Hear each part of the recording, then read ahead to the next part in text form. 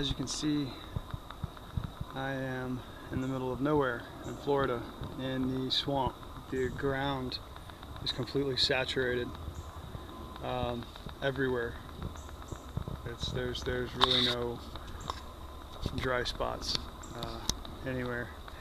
Ideally, I would look for highest elevation, a dry spot. There's a small little area right over there that's potentially drier. But the point is that a lean-to in this situation is not going to work. There's no way I'm sleeping in the mud, especially in a long-term situation. That's just not going to work, at least not for me. Additionally, the county I live in the past year, the state's had to shoot 5 black bear for attacking people, coming into their yards, up into their garages.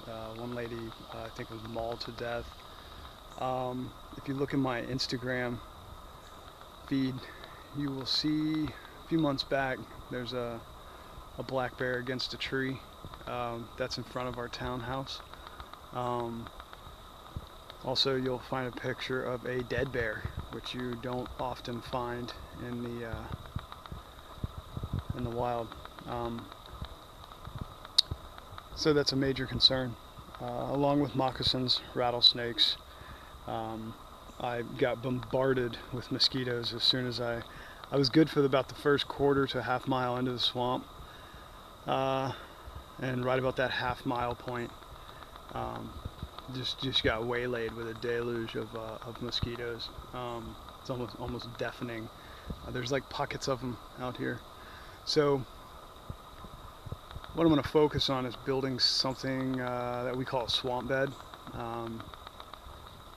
It's going to be between 2 trees, elevated up off the water, high enough to where most snakes and other predators, small predators, scorpions and anything else that's going to be out here it's not going to creep up into bed with me at night.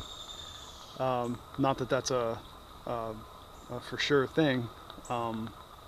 I've been kayaking, swimming in the rivers, and been down here in the swamps and seen moccasins and trees many times. So especially with trees like this down, yeah, it's a good place for them to hang out. So I'm gonna go try to find me a semi-dry place, at least to where I can stand on some kind of solid ground. I'm balancing on a cypress knee right now, and we'll get this party started. All right, be back shortly.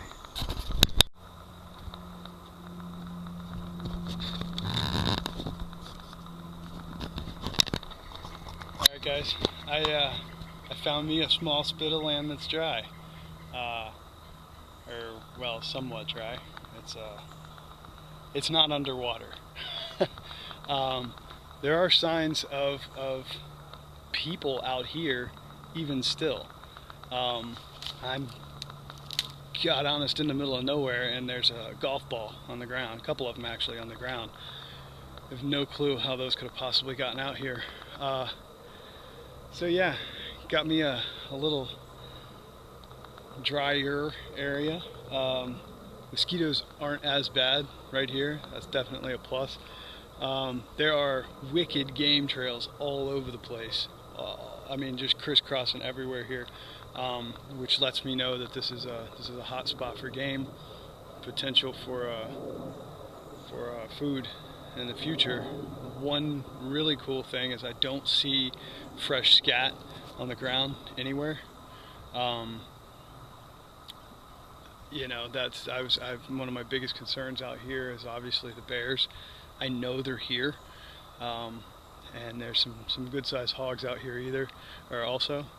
So I'm gonna look for 4 trees close together and start putting this thing together, man. There's also, see if I can find a good example here. Up in the trees, you see all sorts of vines. That's excellent cordage. There's some vines over here, chunky vine hanging down right there.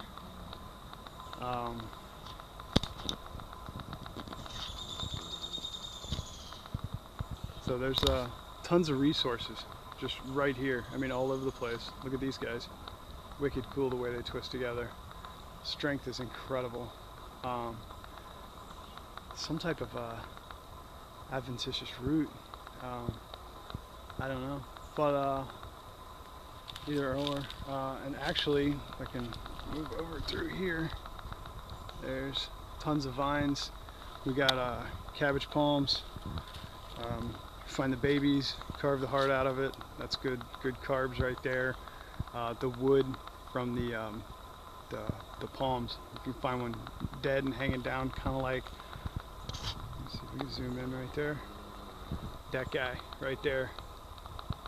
Yeah, buddy.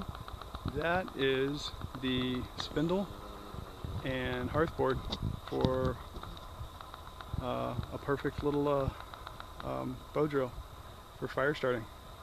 So I'm gonna start collecting some materials and swatting some mosquitoes, and I will get back with you guys in a few.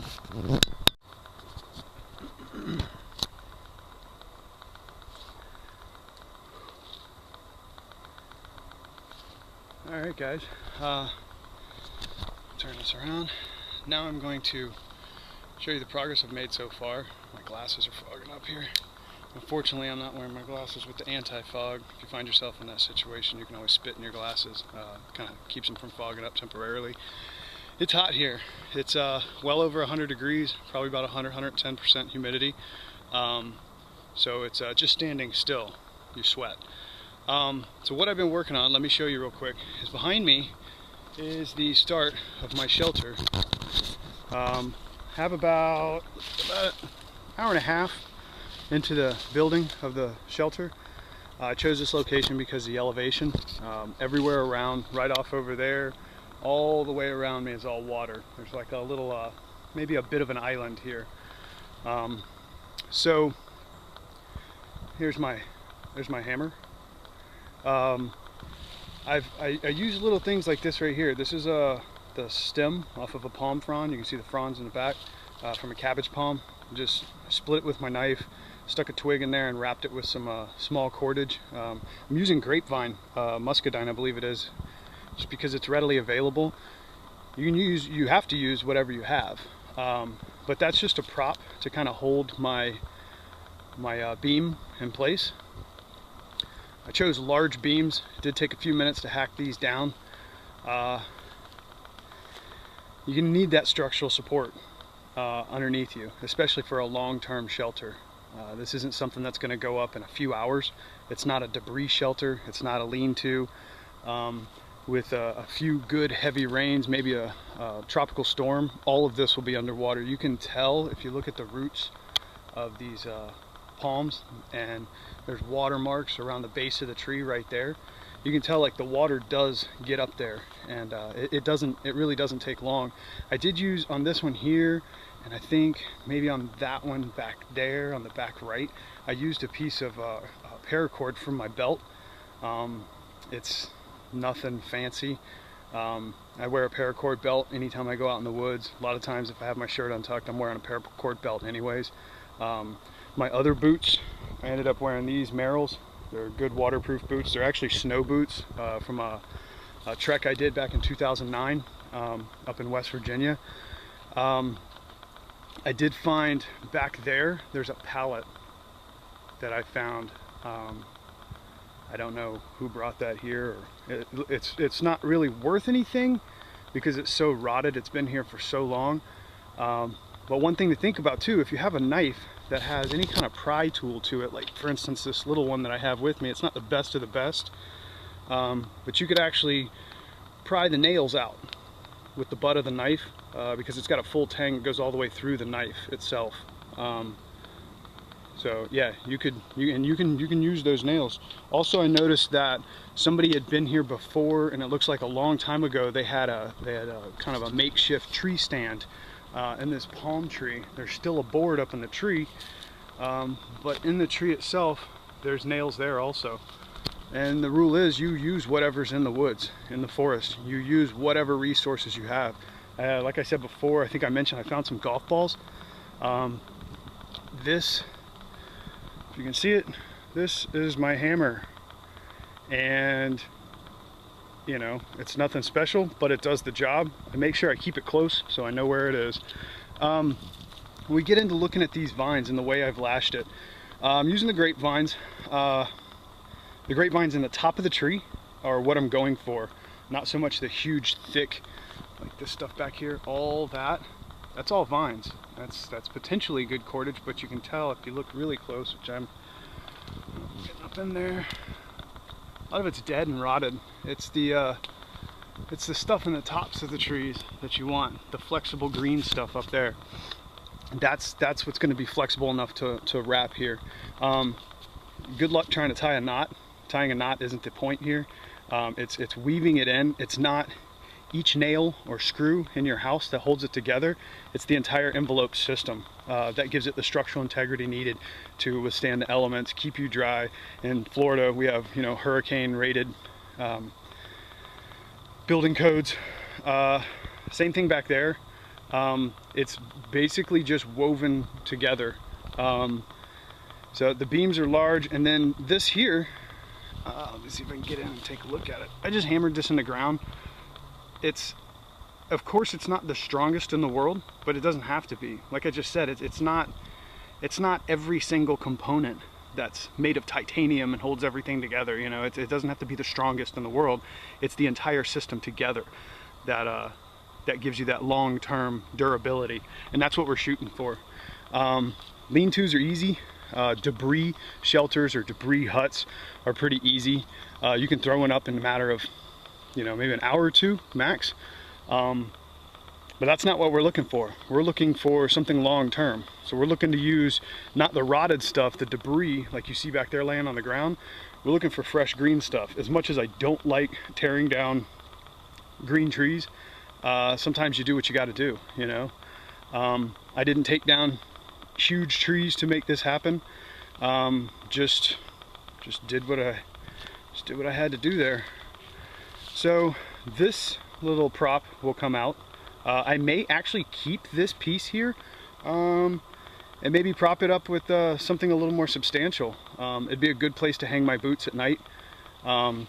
You don't want to leave your clothes, your boots, you know, your hat, anything like that laying around at night. You're gonna wake up in the morning with scorpions in your shoes, ticks, anything, everything that can get in there will. So that's where I am so far. Also, just a little side note, as I'm going through this process, and you can see my pile over here, some sticks laying there, some tops of trees, there's my backpack, all this stuff here. As I'm going along, I'm constantly thinking about fire, you know. Anything that's too dead to work with, some of these vines are pretty dry. That's great kindling to get the fire going later on. All these bottoms of these vines have these adventitious roots hanging down. Adventitious roots are just moisture suckers. You see them on all kinds of trees in South Asia. So I'm keeping all that in mind. You know, I'm not wasting anything. Everything is going to be used at some point or another. Probably all these small sticks off the tops of the trees, those will most likely get used to weave either into the floor of the hut or shelter, or possibly on the sides. Another benefit to having your shelter up off the ground is once you get it up there, you clear all this mess out from underneath it. Then you've got a great place to store some wood if you need to keep it dry, especially if you find yourself in a monsoon season type of place where you're going to get inundated with torrential downpour on a daily basis. What dry wood you do find, you want to keep dry. So if you can find a way to do that, great. Also, it's going to provide a cool place to maybe store food in the future if you had to. I don't like the idea of keeping food near me or in my camp. I prefer to keep it just a distance away, so as not to attract any kind of predators or whatnot. But so far I've seen 2 deer, no bear. I haven't seen any fresh bear scat. I have seen 2 moccasins. Deer flies are murder out here right now. Mosquitoes are relentless, but that's you know, a big part of living in Florida. It's just the way it goes. There's going to be, if you can see right back through there, those two palms, they kind of curve. In the crotches of those little pieces coming out, those little fronds coming out there, there's all kinds of dead, fuzzy type of bark. All that stuff is great for kindling. It's also a great place to find bugs. Maybe little nests of termites, ants, love it in there. Ants and termites, of course, are edible, like on the fly. So there's a lot of potential around here, a ton, like really plentiful. I've seen tons of frogs. As I was coming through the swamp, there's like a pond, kind of like a big pool area. I don't know what it was, but something made a good plop and splash. Most likely a turtle. That's potential food also, and a pinch if you're dehydrated. I mean, like in an extreme situation, you can drink turtle blood. You can also drink bird blood. I wouldn't recommend it. I might actually drink my own pee before I took it that far, but you know, you do what you got to do. So I'm gonna cut away here, give you one more shot of my shelter. Ooh, also right up in here, I just saw this. It's kind of interesting. I'm not sure if this is some type of nest or what, but if you can see right there, there's like a collection of dry stuff. I think it's a small bird nest that's been kind of pinched into the side of the tree there. I'm gonna keep my eye on that. Definitely keep my eye on that. I mean, just to show you how close the water is. Let's see if I can get in here. That's water right back in there. And it's pretty, in fact, that's all water. All back through there. It's all underwater. This is not the, this ain't glamping. This is not the place to bring the family, that's for sure. So yeah, I'm gonna cut to it and get back to work, and hopefully here shortly I've got you some good footage. All right guys, see you soon.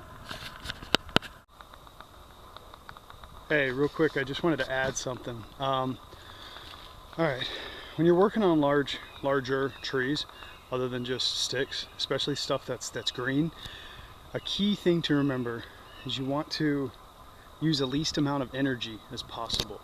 Take your time, stay focused, let the weight of your knife do the work. You just line it up and guide it, but let the knife do the work. It's your tool. Same thing applies to my hammer. That's why I made a hammer. It's a lot better than me trying to exert a bunch of energy, forcing with my body weight one of these supports into the ground. So what I've done, like when I cut that back support right there for the base, I hacked my way through a good portion of it. What I'm trying to do in construction, it's all about structural integrity. I diminished the structural integrity of the trunk of this small tree, and then I stuck it between two trees that are close together and just leaned against it and let it crack, and then turned it. I leaned against it and let it crack. I am sweating out here, but out here you're gonna sweat standing still. Like it's ridiculously hot here. So I'm gonna do the same with this front support. I'm just gonna let the knife do the work. If I had a way to set my camera up and film myself doing it, I know that would work a lot better, but unfortunately I don't really have that opportunity. I only have so long a battery life, and a couple other factors as well. But I just wanted to add that. Work smart, not hard. If you're gonna be stupid, you're gonna have to work really hard. That doesn't mean this is gonna be easy, but just take the time to stay focused and think about what you're doing, every single move that you make. All right, I'll be back shortly.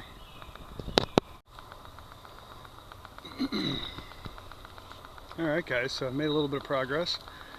Total now, I think I have about 4 or 5 hours into this project. That includes locating cordage, taking measurements.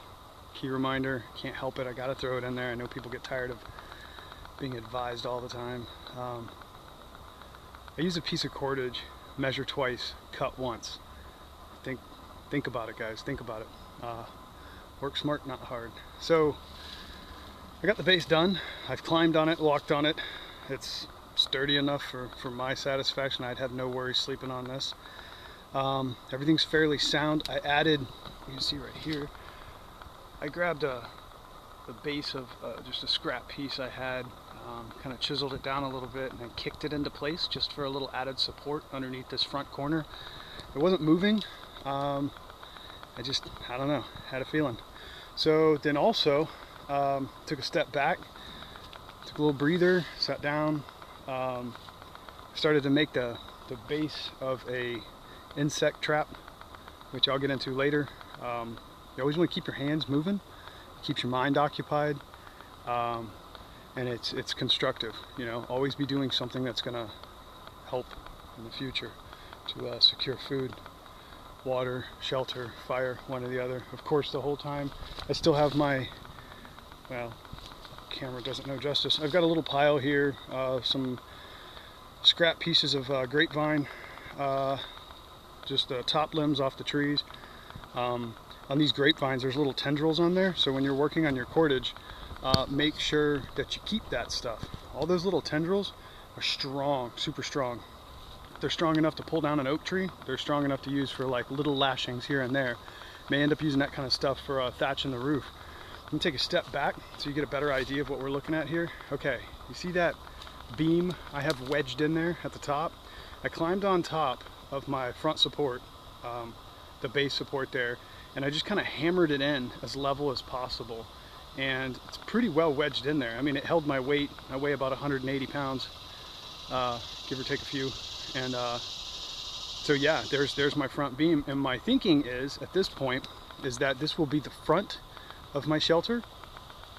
Aside from the fact that there's a tree right here in the way where I would typically put my fire. This is Florida, and I could do without the heat at night. So I'd probably put my fire off to the side somewhere. Definitely pile it up with some green stuff at night.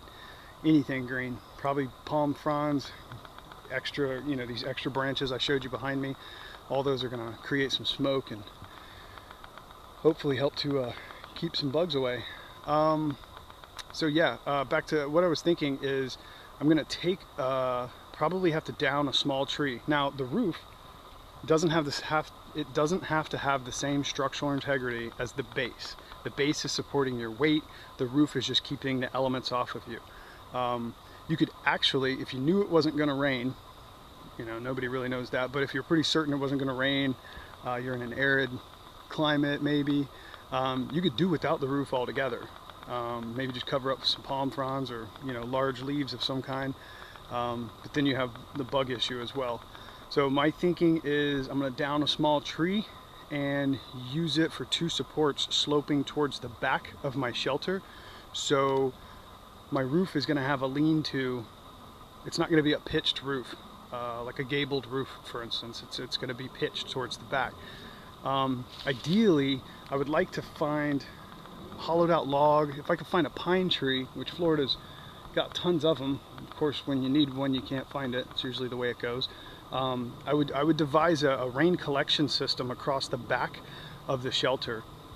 Nothing fancy, just something to catch the water that's running off the roof and maybe find some way to collect it. In this case, I don't know that I'll actually go that far.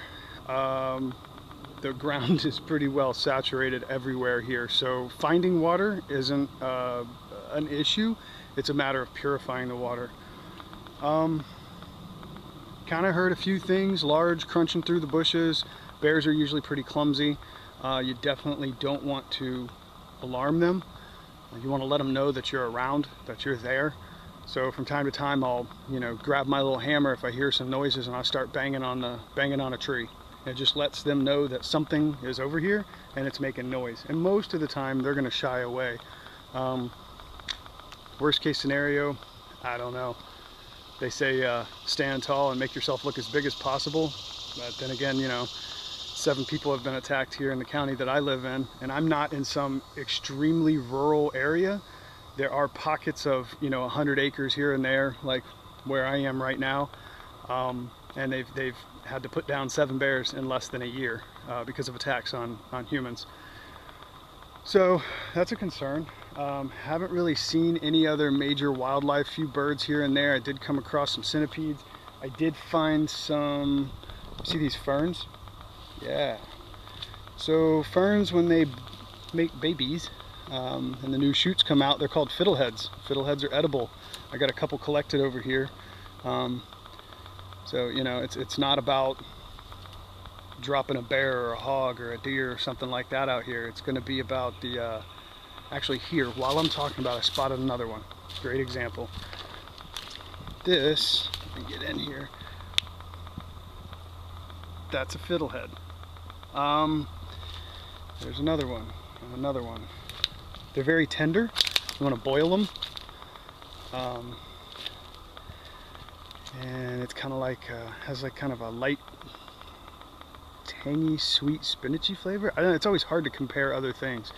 But we'll get into that later. But it's important, you know, like I said, you got to be resourceful in everything you're doing. You got to keep your eyes open, keep your mind working, think ahead while you're doing the meaningless things or menial things like wrapping your cordage, your vines and whatnot, strapping things down. Be thinking about that stuff. You know, how can I make fire? What can I use this for? I have this piece left over. Let's save that. You know, always be thinking ahead. It's the difference of eating right now and being able to eat for the next week, or at least it could be. All right, so there's the base and the top. Like I said, I'm about somewhere in the ballpark of maybe 4 or 5 hours into this project. I hear thunder rolling in, so I may call it quits for now. I don't know. When building a long-term shelter, you know, it's not going to be perfect. It's something that you're always going to be modifying it, always going to make it more comfortable for you. You're the one that has to sleep there. Most of the time you want to use it just for sleeping or just for getting out of the elements. It's not a party pad, you know, just hang out in there. So yeah, that's what I got for right now. And I'm gonna shut the camera down, and I think I found a way to make a little tripod. I may end up using that old pallet that I saw, so that way I can set it up and actually talk to the camera like so, instead of you know, and that way you can see me, and I can give you some insight as to what's going through my head and what I'm thinking about and what I'm planning for. For right now, I'm gonna shut it down, try to down another small tree. Again, I hate to do that, but in this case, you don't have much choice. I don't have much choice, and hopefully here shortly I'll have some serious progress to show you. Once you get the base and the top up, the rest of it is it's just thatching. You know, it's just blocking yourself in. You want to make it waterproof and make it insulation. You know, increase the R value of the construction as well. All right, guys. See you shortly.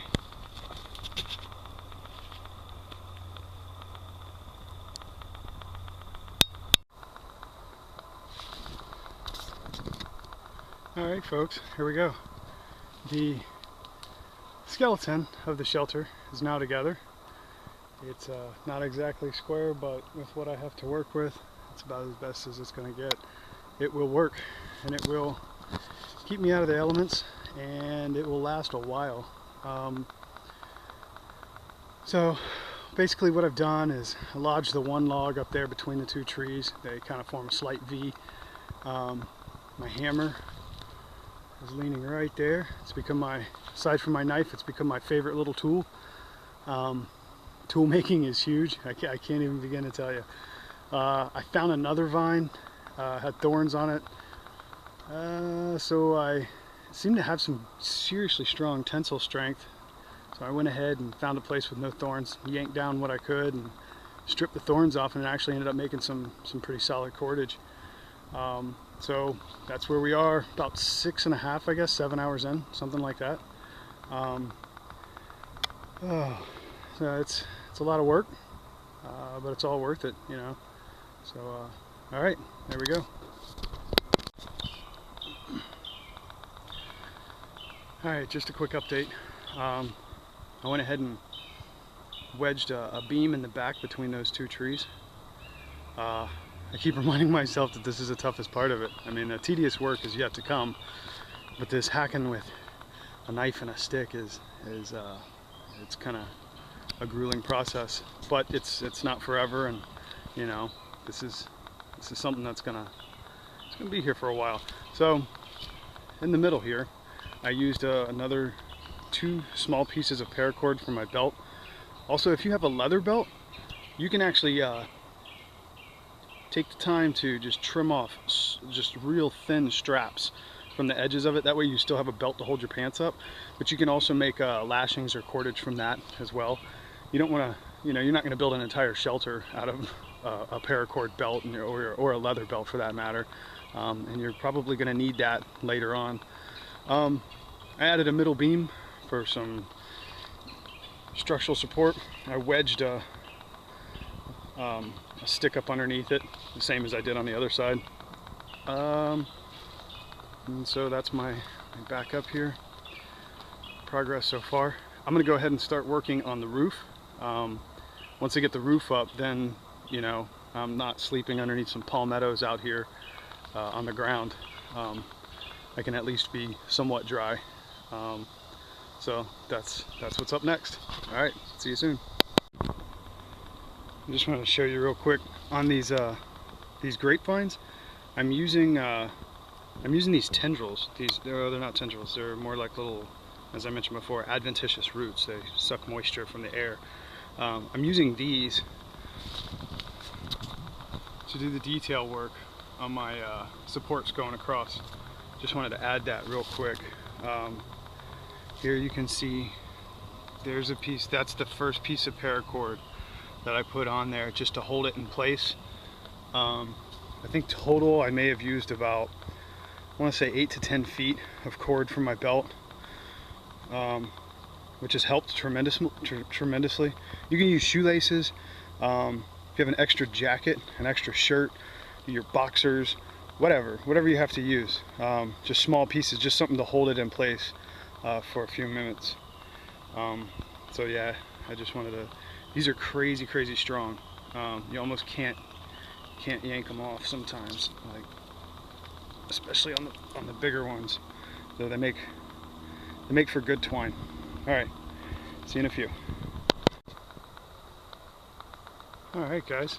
So I've been working on one of the sides here. I decided to use the thicker vines that I was getting my cordage from, the muscadine vines, the grapevines. I came across a couple other ones. I think one of them is a smilax. Definitely came across some poison ivy. Didn't decide to use that. But what I've done, it's tough to see, but I've built kind of a grid right here on the side, and I notched the tops of my vines to bend over and lay across the top where I could. Some of them are just kind of stuck in there, and then I also like wove other like medium-sized pieces of vine through that to finish out the grid, and that's what I'll weave my palm fronds and whatnot through that. Most likely the roof, the lid is going to be much the same. So that's where I am. All right. There's the first layer of palm fronds across the bottom. This is where those little tendrils I was talking about from the muscadine grapevines and the little adventitious roots. This is where they come in really handy. Been scouring the area for any other resources I can come up with.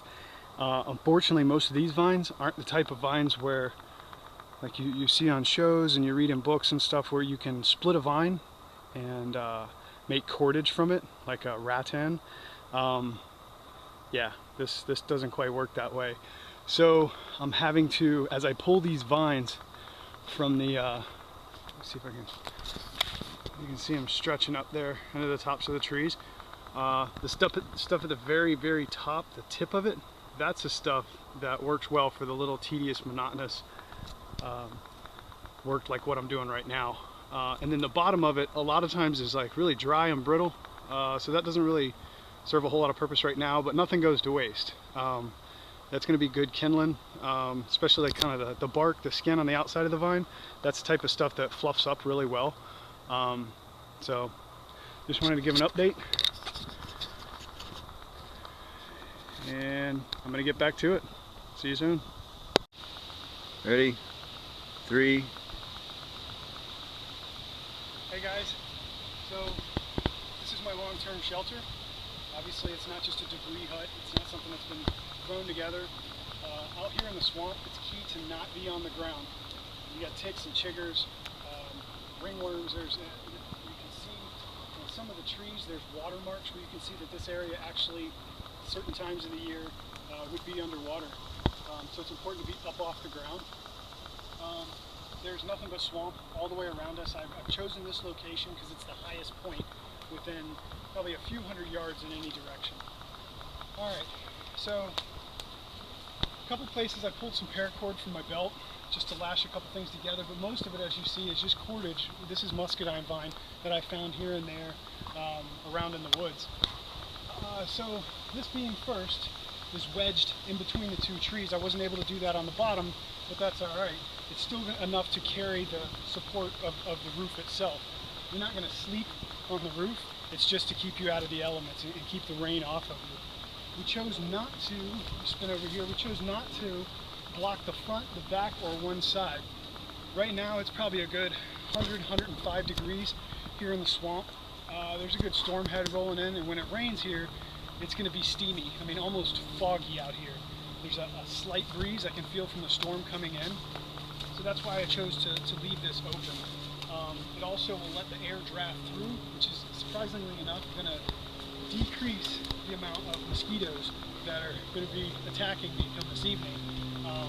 There's already ants crawling all over it. That's good. That's your smalls. That's how I eat in the forest. You know, I don't focus on the large game and things like that. Your quarter of the world's population actually thrives on insects, not just a part of their diet, but they thrive on the insects. So the top part has some cross members going across, and then I've woven palmettos because that's my main type of foliage that I can work with here. And they're just woven in here and there, just like shingles. I'm actually falling back on my previous construction experience. I started at the back, the lower end of the slope, and I just wove everything in there and layered, you know, do one layer, set the next one on, weave it in. And I left the stems of the fronds long so that I've got plenty to work in there and weave up. On the sides, I just needed something, see where I am in the way that the direction that we're facing here, most of my rain's going to come from this direction. So I've left this open partially for ventilation, but it's going to kill most of that sideways rain coming in. It's important, it's oh so important to be able to know your surroundings and be able to pick up on the way that the weather moves and the way that the fronts come in. So these are all, most of them are, there's some palm fronds, there's some pieces of muscadine vines here and there. Everything's lashed together, like I said, with some muscadine vines. There's small pieces of cordage here and there that I've stripped from paracord. You take the outside sheath off and you've got usually 6 to 8 strands inside. And on the bottom here, I'm looking for structural support. I'm looking for integrity here. This is what's going to hold my weight up. I'm going to have my gear in here with me. So then I've had to down a couple trees. This is where finding a hammer, making tools, comes in handy. Taking my knife, instead of me sitting there trying to hack a tree down or hack a tree up, I'm using leverage. I'm using a hammer, or a hammer here. Trying to work smart, not hard, and at the same time I try to keep by my rule, the KISS rule, keep it simple, stupid. Even once the shelter's up, this isn't done. It's going to always be an ongoing process. You know, you're going to be finding little leaks here and there that you want to patch. Your foliage on the top is going to dry and shrink over time, so you're going to have to layer new pieces on top of it. This right here, I could sleep in just the way it is. I have about 10 hours in so far on this project. So yeah, your structural support needs to be on the bottom. You want to be at least a couple feet up off the ground. And just use some common sense. Use your knowledge. Any kind of experience that you have in the past, fall back on that.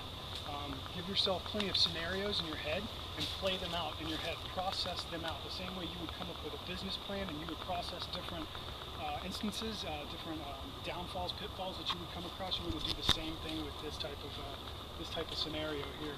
For the most part, it's you know, pretty well good to go the way it is. I'm satisfied with this. I have no qualms about this whatsoever. I would continue at night and any spare time, downtime while it's raining, get inside and find a project to work on. Stay busy doing something, and there's always something that you can be doing.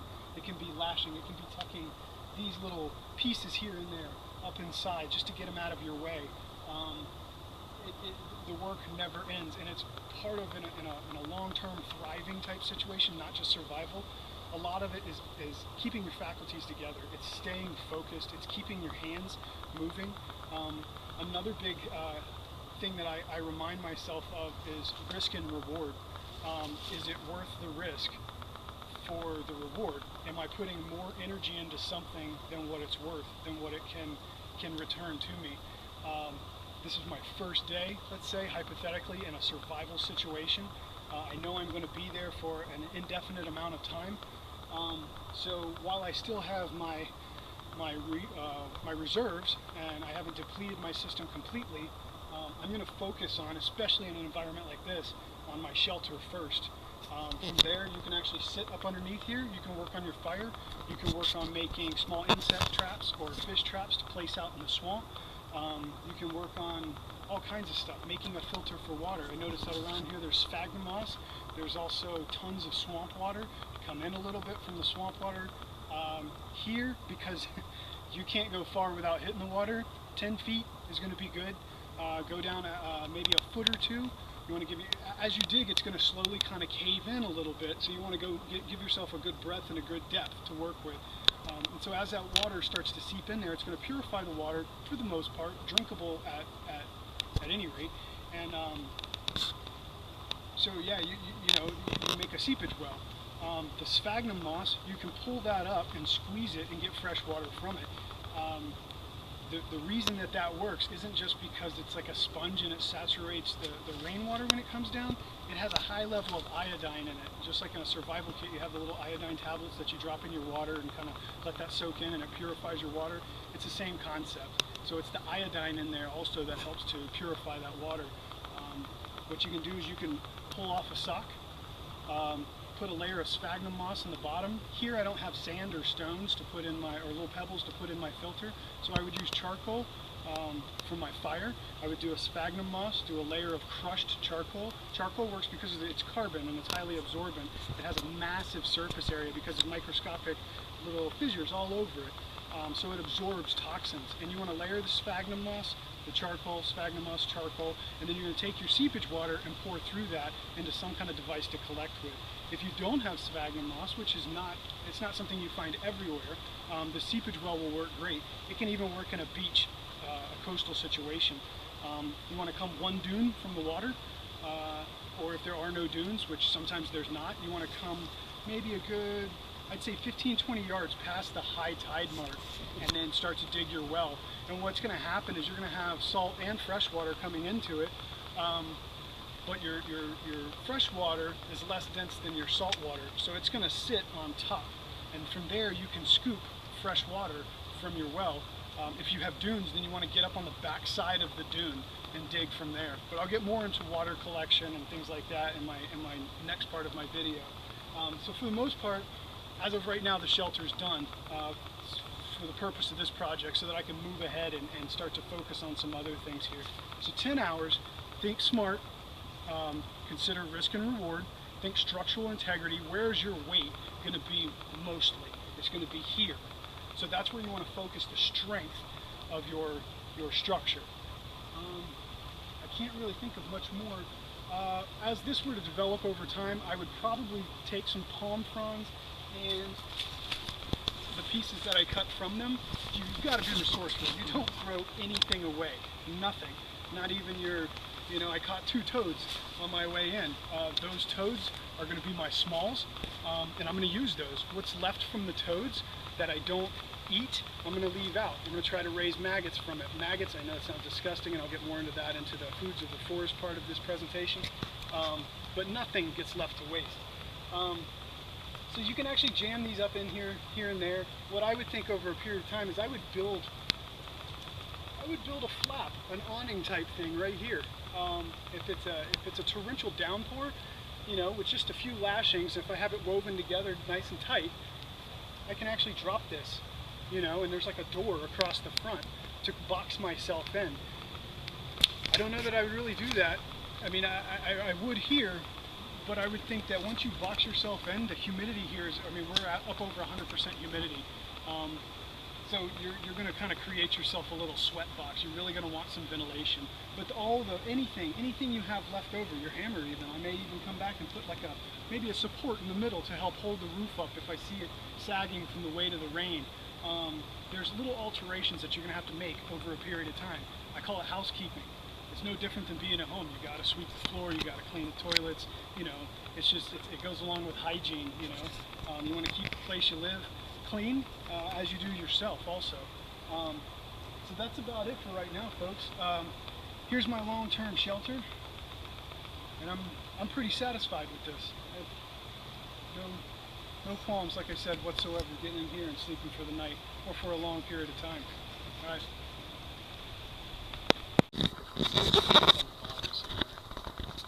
Ready? 3, 2.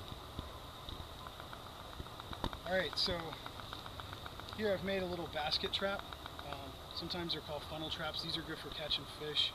They're multi-purpose also. I can dig a hole and set this down inside the hole and cover it with a palmetto, maybe drop some foliage down inside and leave it overnight, check it in the morning, and most likely going to find crickets, other centipedes, stuff like that, all of which are edible, need to be cooked first. So we're focusing on smalls here. Again, we're not looking to land even the mediums, no possums, squirrels, raccoons, not even taking it that far. We're just getting started. The smalls will lead to the larges. So I got about 45 minutes to an hour into my little, it's not the prettiest thing in the world, but you know, looks don't really matter, it's about function. And so I got about 45 minutes into this guy here, and you can see it's just a funnel. These are some palm roots from the base of the palm trees and some pieces of muscadine vine also. I snagged a piece of cordage and used that to hold it together. I caught a toad, a little fat toad right here. Instead of eating it, I've got 3 of them. So the other 2 are in a sock. So instead of eating it, I'm going to use this one as bait. And hopefully what's going to happen is I'm going to put my toad inside my trap. I'm going to lay this down over here, and there's a deeper section of the swamp back over here. I'm going to lay that down in there. I didn't build a funnel like you'll see on a lot of traps and like weirs and stuff like that. So what I've done is I'm using the base of palm fronds as a guide, kind of, and I will stick them in front of it to where it leaves only a small gap.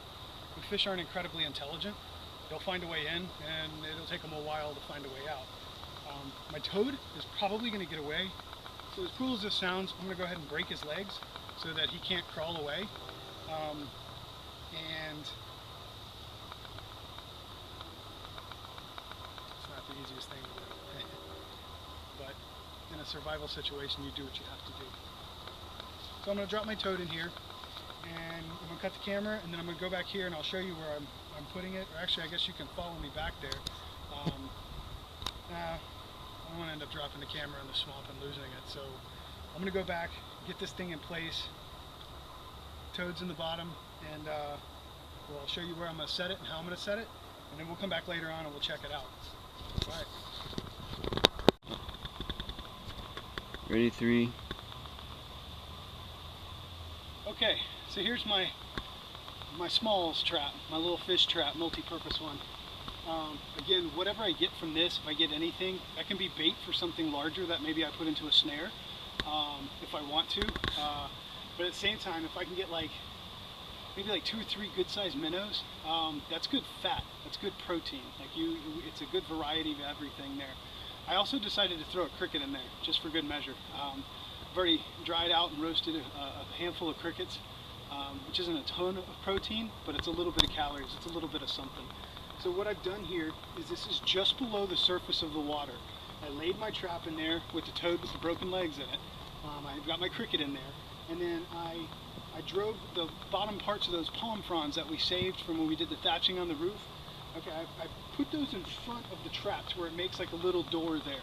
Now, sure, the fish can swim back and forth, so what's going to happen when I come back up, I'm going to move real slow, and I'm going to try to retrieve the trap as quickly as possible without vibrating the ground.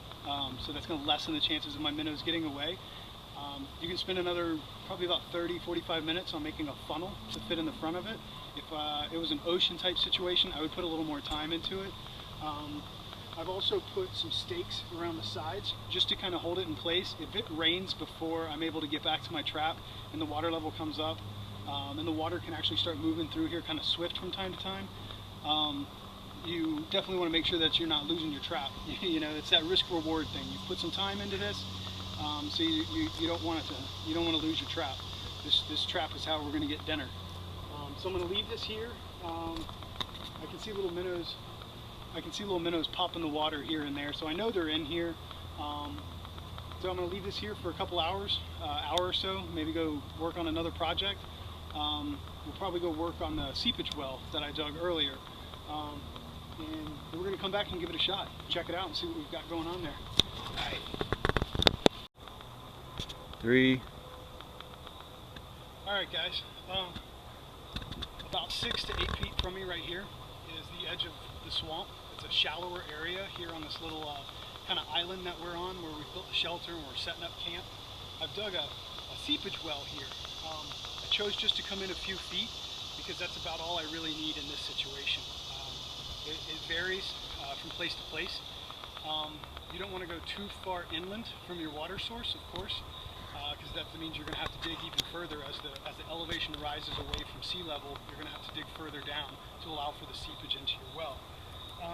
So I went down about 1.5 feet, 2 feet, and it looks like it's seeped in. If you can come in and get a spot of this, and what we're hoping for here is that this is water and not just sand. Unfortunately, living in Florida, we're on a glorified sandbar out here, and sometimes you end up with just a bunch of sand. So hopefully I stick my hand in here and I'm able to scoop up a good solid handful of water. Let's give it a shot.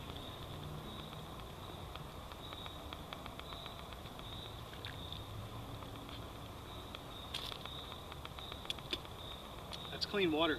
It's got a slight sulfur taste to it. My hands are probably dirtier than the water is, to tell you the truth, but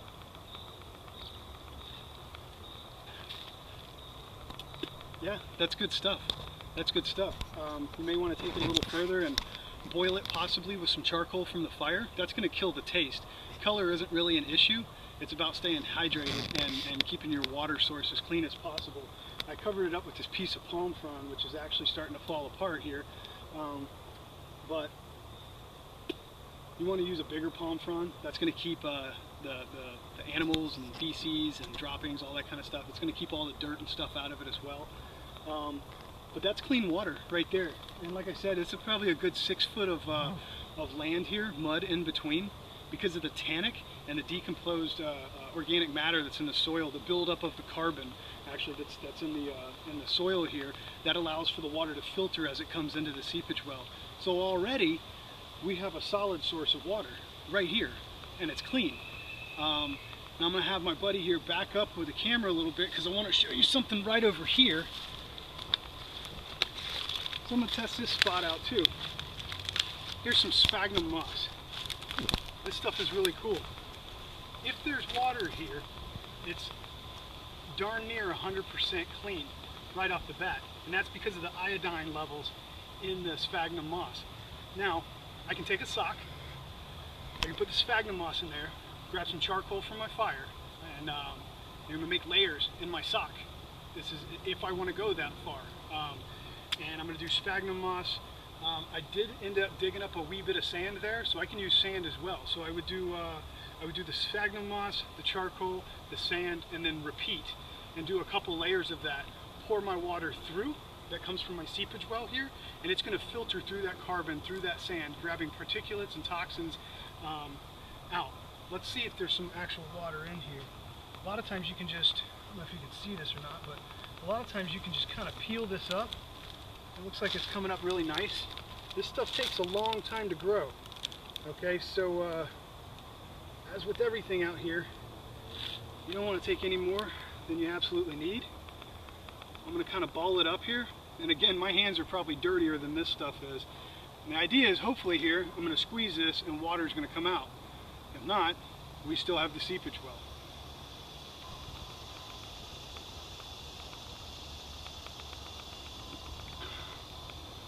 That's actually really good. It's got like there's no grit.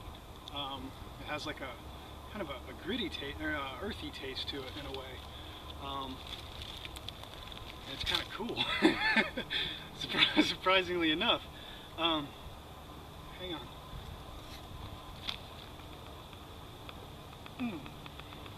That's good stuff. The other cool thing about this is it's sterile.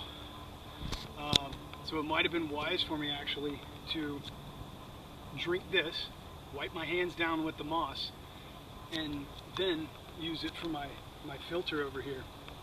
Also, let me put my hat back on real quick.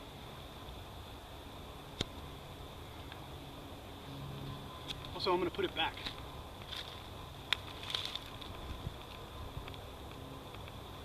As best I can. This is a resource, and it took Mother Nature a long time to make this. And here shortly, it'll reattach itself. So I got a nice little drink from that right there alone, and there's still a whole section here that I could pull from. This is only one spot of many that I'm noticing here around in our area. Two sources of water right off the bat. Third source of water, an hour after the sun comes up. Right about sun up to about an hour after, you're going to find dew all over the place here. Take a shirt, a sock, bandana, whatever you have, your shorts, and you're going to go around and wipe the dew gently off of the leaves in your area. And there's your third source of water. And we've yet to have to purify it by boiling over a fire. Alright. Alright, 3. Alright guys, so I had mentioned earlier that I had some crickets, roasted them beside the side of the fire. The idea is just to dehydrate them. It's also to kill any parasites, but there's not likely any parasites in there. Before you eat the crickets, I don't know if you can get a close-up on them. They're not huge, you know, but each one's got a little bit of protein in it. And you want to get them to where they're dry, you know, they're kind of crunchy. That's the idea. So you roll them around in your hand a little bit, and the legs are going to come off, and you want to get the legs off. Most of the time the wings will just kind of come off if they've got any kind of wings on the insects. There's nothing wrong with the legs, they just get caught in my throat. So yeah.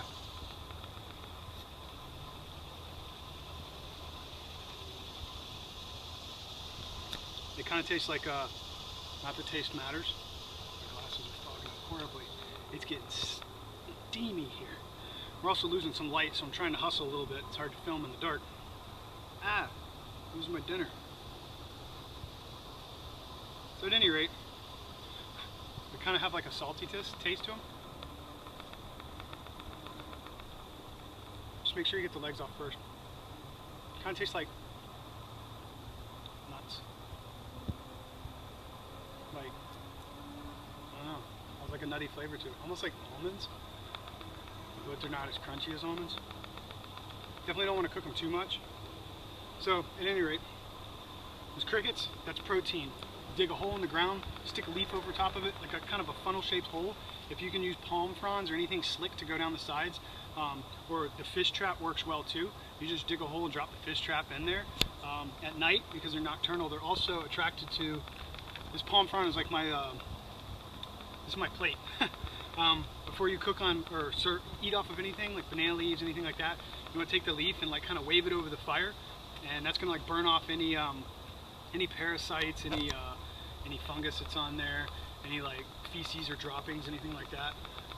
Excuse me. So yeah, fish trap. It's got the toad inside with the broken legs.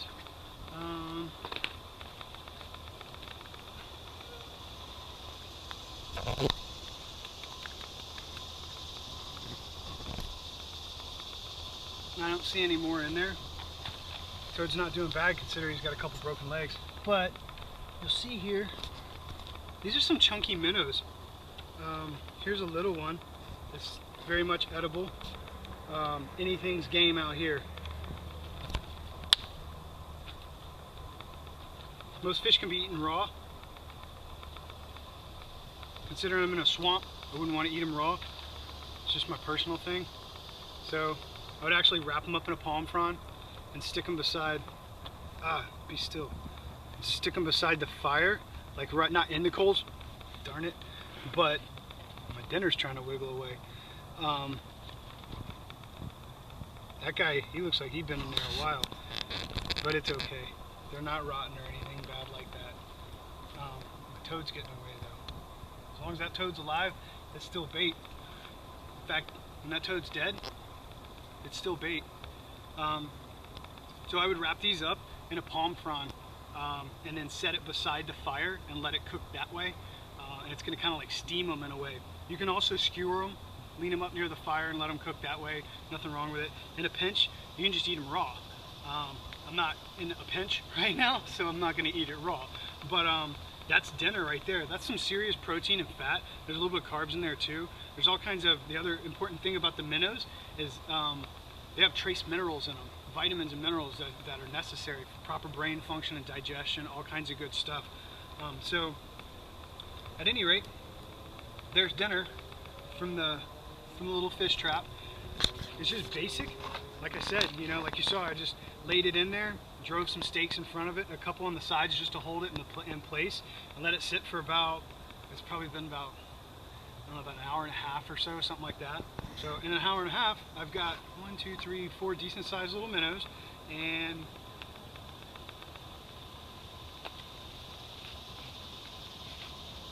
a little bitty minnow. The other cool thing is it's always bait for something else. You know, once I take a few minutes and I build a little bit larger fish trap, I run a piece of string through the mouth, through the gills, a little piece of cordage, a piece of my paracord from my belt or a shoelace, and that's bait inside of a larger fish trap that could potentially, you know, land me a good sized catfish, maybe a brim or a bass or whatever kind of fish are in the body of water that you're working with. The other thing about the frog with the broken legs, I can either cook the frog, he's pretty small, but everything counts. It's all about the small. So I can stick them on a steak and I would gut them first. And I would pretty much eat the whole thing once it's cooked. Bones, brain, skull, eyes, legs. I'm not going to skin it. You should not eat a frog with, you should never eat a frog, any kind of amphibian, raw, because they have mucous membranes on the outside of them, carry all kinds of parasites such as that. This is foods of the forest. I mean, this place is crawling. Everywhere is crawling with insects, with smalls, and that's what counts. You know, I've put relatively no effort. Here's an ant right here. Ants.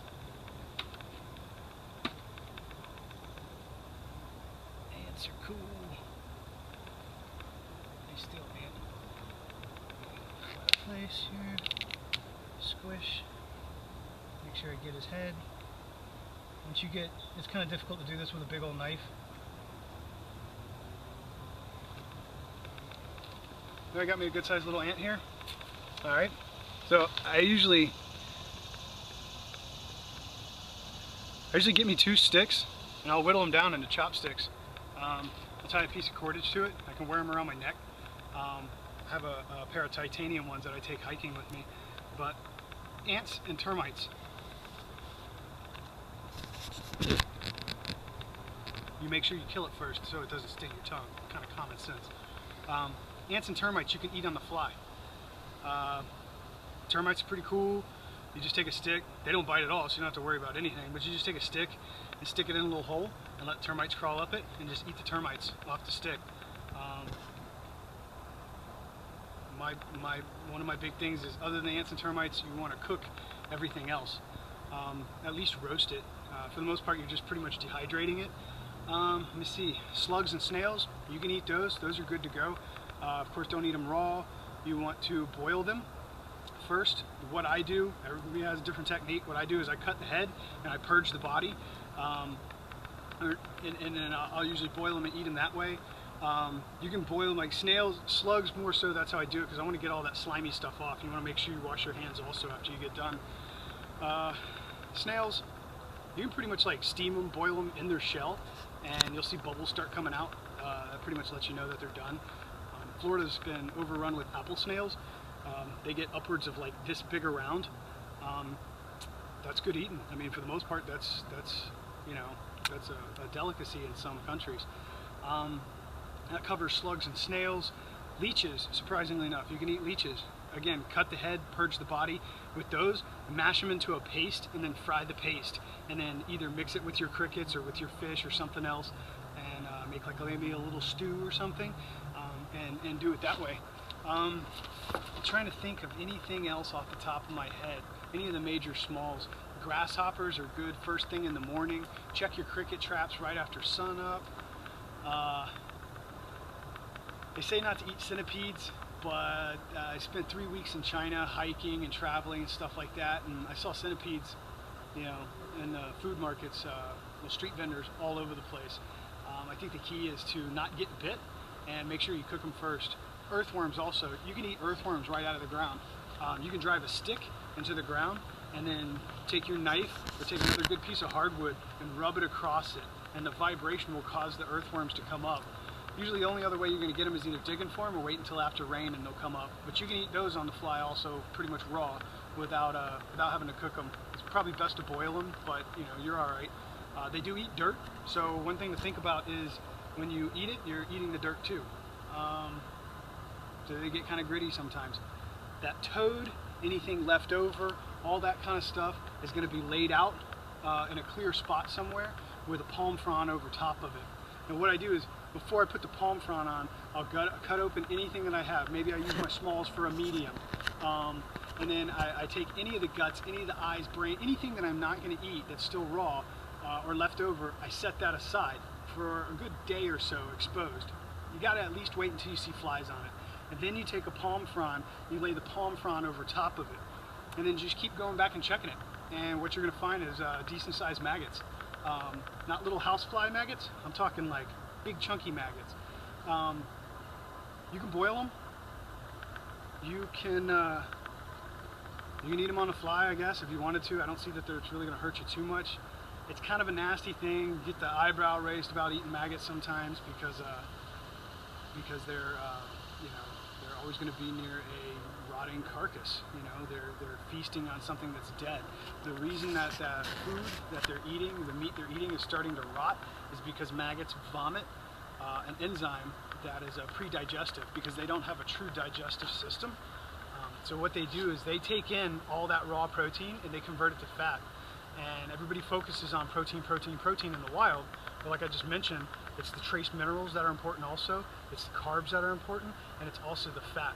So every little buttery fat maggot that you eat is pretty much just pure fat.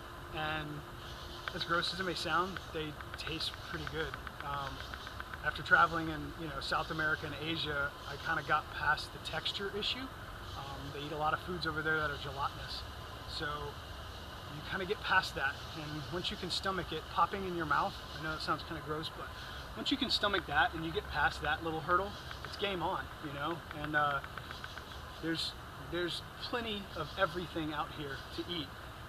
Like I said, smalls lead to mediums, mediums to large, and that's how you trap and hunt your food and you eat in the forest. It's not about making a spear and dropping a hog. Cricket leg. It's you make a spear, you drop a hog, you track the hog because it was a weak shot, follow a blood trail and hoof tracks if you can. So now you're a half mile, mile out. That's a lot of calories and energy you just burned to go get that hog.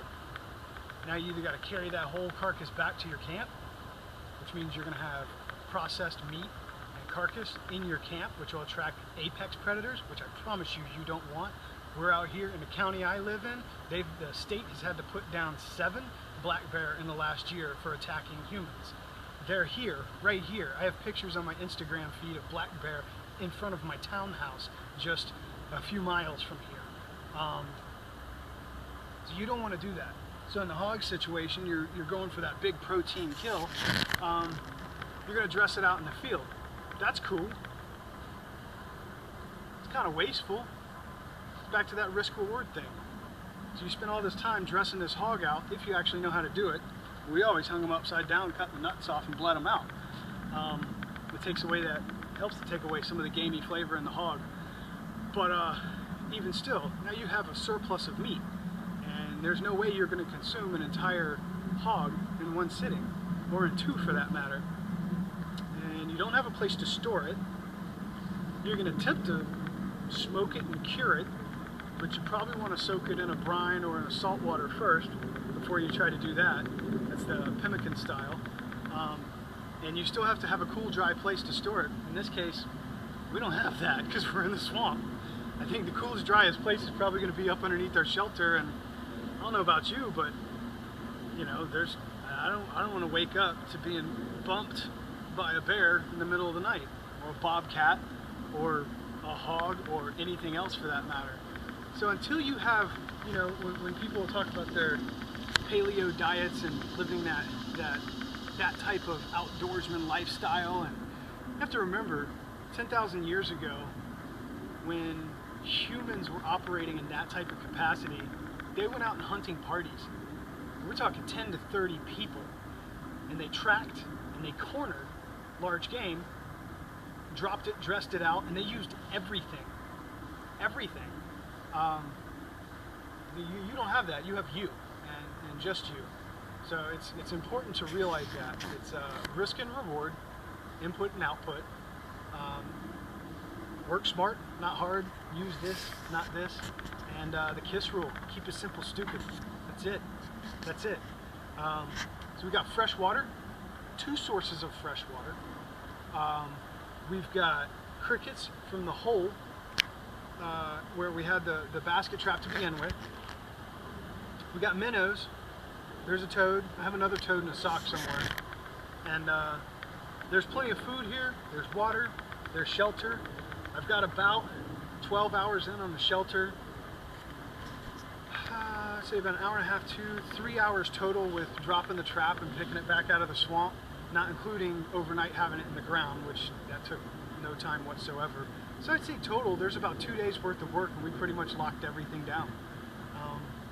Within 72 hours of your feet hitting the ground in a survival situation, you want to have food, shelter, water, and fire. Which comes first? That depends on where you are and the conditions and your resources. This is where using this comes in handy. All right.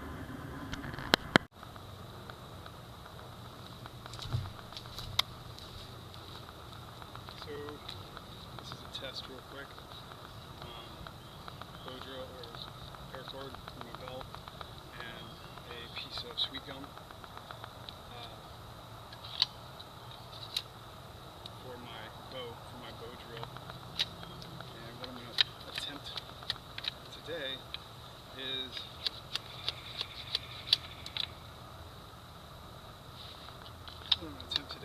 to make fire out here in the swamp. It's going to be difficult. Most of the stuff is pretty wet. Whatever's on the ground is pretty well rotten, and whatever's in the air is still green. So far, I mean, I did start a fire to cook my crickets and those minnows, but I used a cigarette lighter to do it. Thank God for modern inventions. Test over.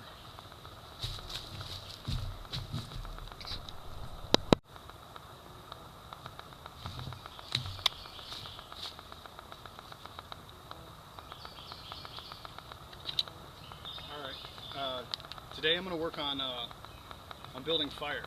I did start a fire not yesterday because it rained pretty heavy yesterday, but the day before, and it was, even with a cigarette lighter, it was pretty tough.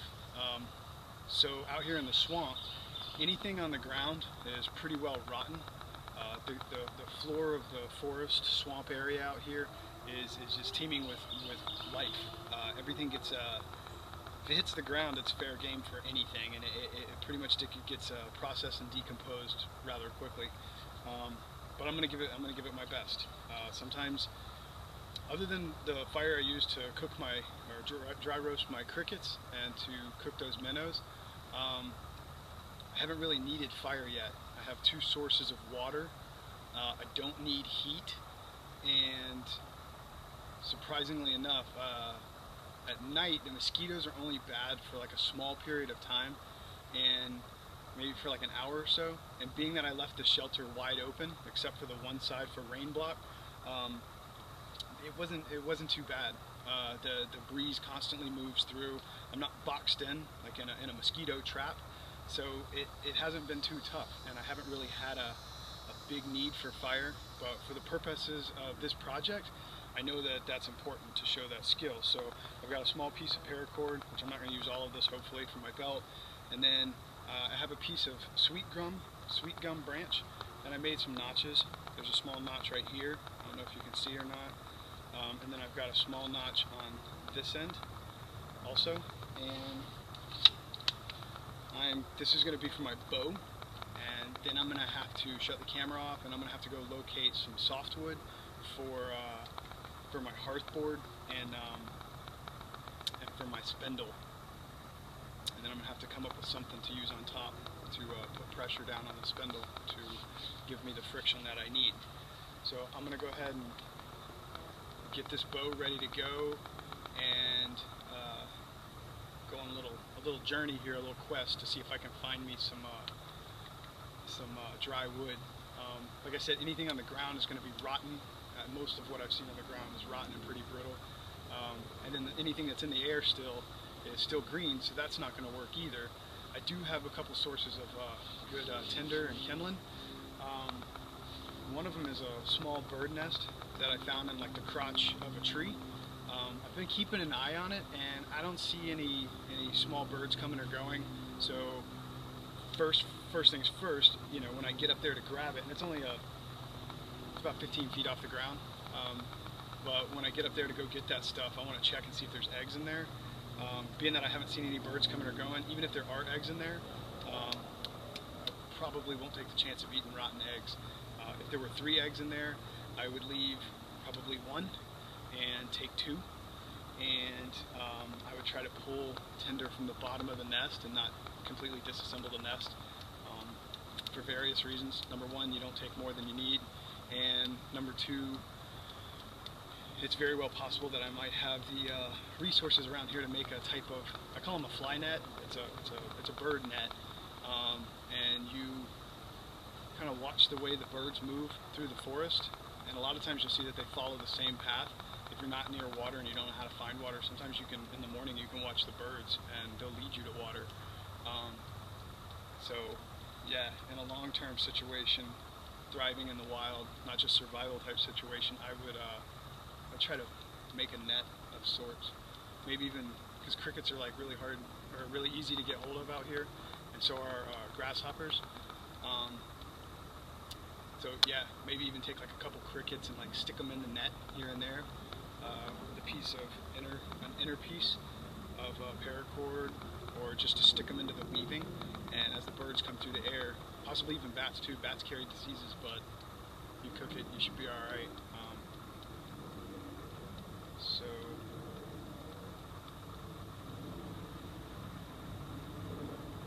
the bugs out here are deafening sometimes. It's also eerie though when the bugs stop, because then you wonder why they all got quiet at the same time. I do see some hawks out here. Wouldn't want to tangle with one, but you know, do what you got to do. So I'm going to cut the camera real quick and work on my bow and try to go find me some softwood. My little technique for finding softwood versus hardwood is, I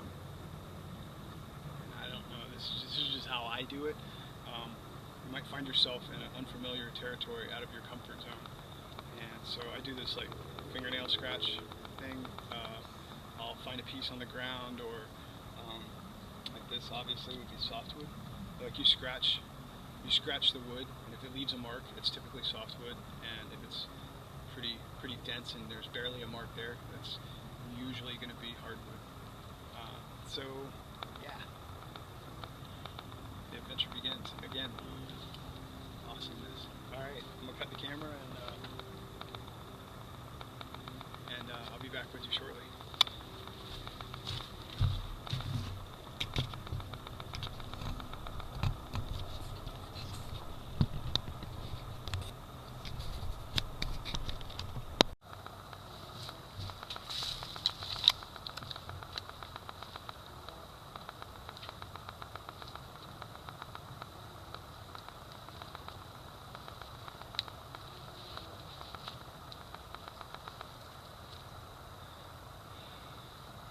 Alright, just a little update here on progress I've made. I have my paracord. It's not real tight. It's got some slack to it, so that when I put my spindle in there, I'll show you in a little bit, but that's, you need some give there so that it'll wrap around. If you have too much give, then it'll just slip on the spindle and you won't be able to get the pressure and the friction that you need. So sometimes it's trial and error. Actually, a lot of times it's trial and error to get it right. Again, I made a notch at the top. This is sweet gum. I made a notch at the top, notch at the bottom, had my cord on there, so that's the bow part. And then I grabbed a branch and just left a little, if you can see it or not, but I left a little Y in the end of it. That way I didn't actually have to climb the tree to get my bird nest. There were no eggs in the bird's nest. In fact, I found a centipede in there. Centipedes are, at the bottom of the food chain, so they're the ones that are breaking down the organic matter. But there's I don't know if you can see or not, but there's a lot of bird nest here.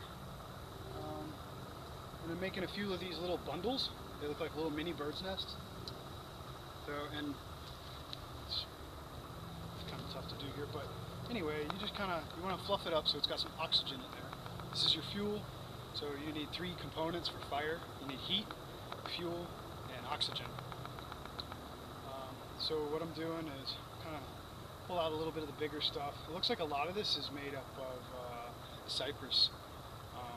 It's probably a wren's nest, maybe like a little sparrow or something. I don't know. But at any rate, you kind of form it into a little nest, like a ball, with your thumbs in the middle. So make a little divot. When you finally do get that little hot ember from your bow drill, or I may end up switching and try to do a fire thong instead. But at any rate, so you'll drop. This is kind of difficult to show, but so I drop my ember inside here, and then I'll kind of pinch around it. We'll get to that later, and then I'll supply it with more oxygen. So I would have the fuel and the heat, and then I will provide the oxygen, and we should end up with fire. So I have a couple bundles made up. Keep them in a dry place, just in case it starts raining. In a pinch, if it were to start raining, the driest place I know of is directly up underneath my roof. Yes, the roof may leak, but the rain may come in here. This is Florida, so we get some, you can almost set your watch by the storms in the afternoon, between like 3 and 5 o'clock, something like that, and it'll come down for about an hour. It can drop upwards of 10 inches at a time sometimes, so that's why, because it's so low-lying in some of these areas, it floods constantly. Back to this being a swamp. Also, I ended up having to climb a tree.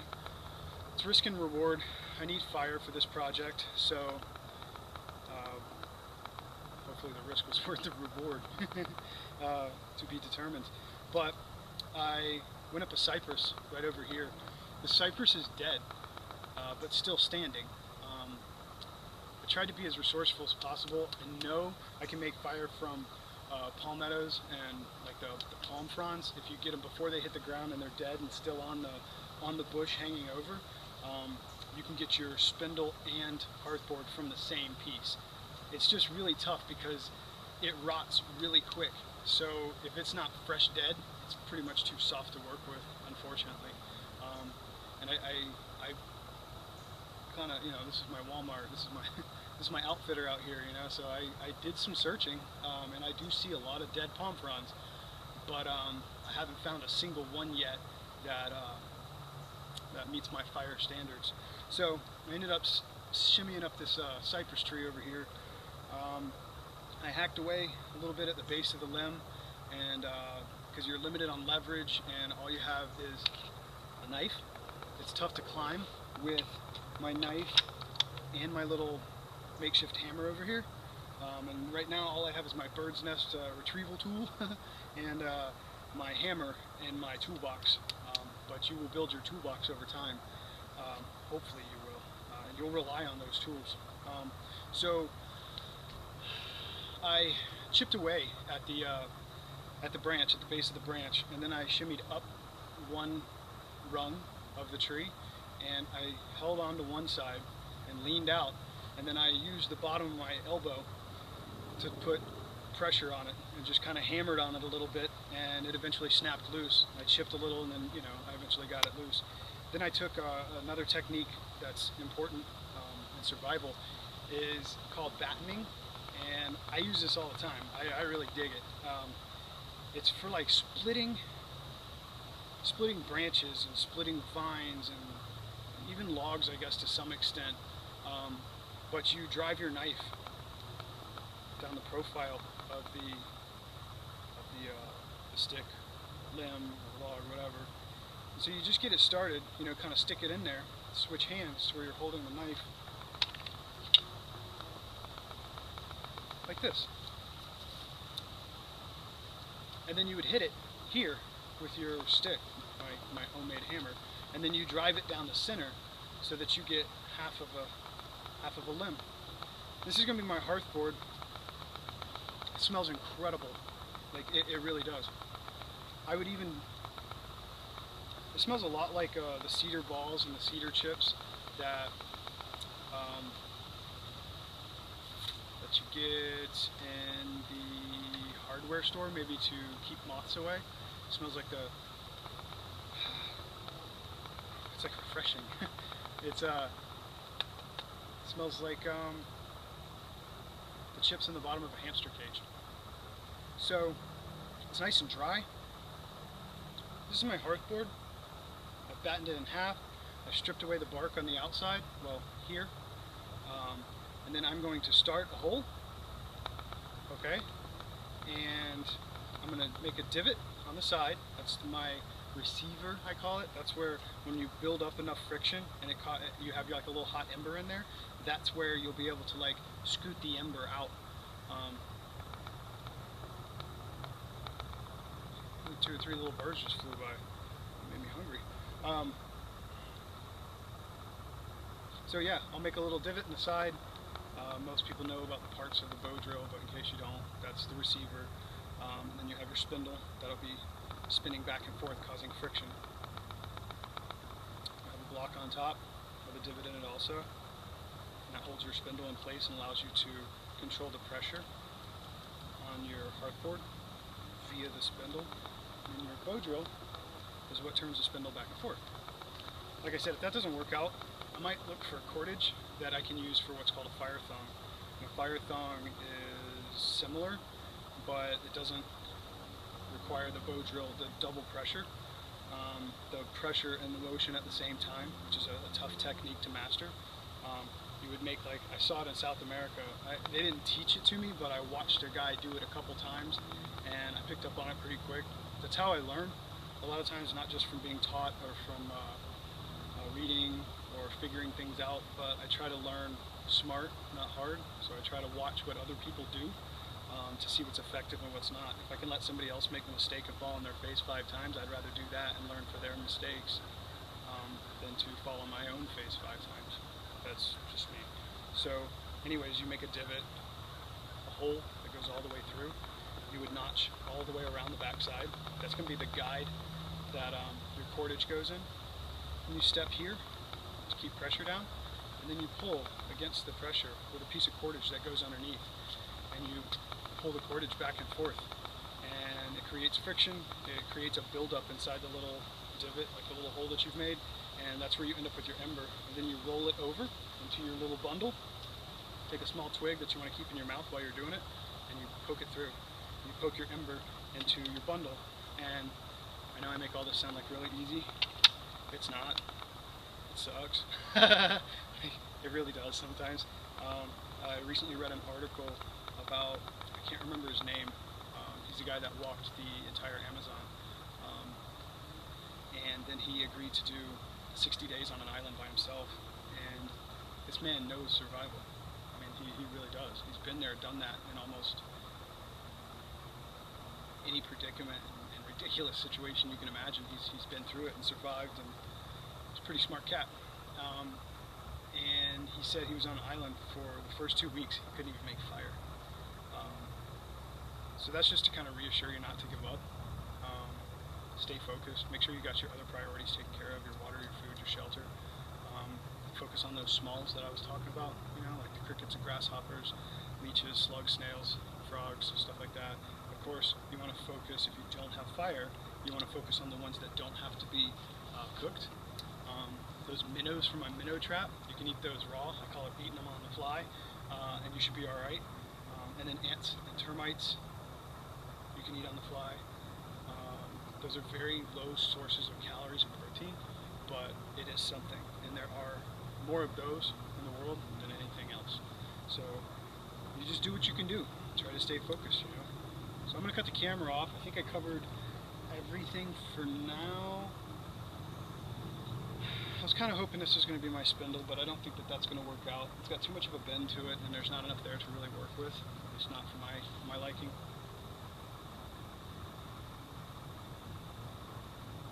But I covered my little fire bundle here, my little bird nest, my bow, my hearthboard.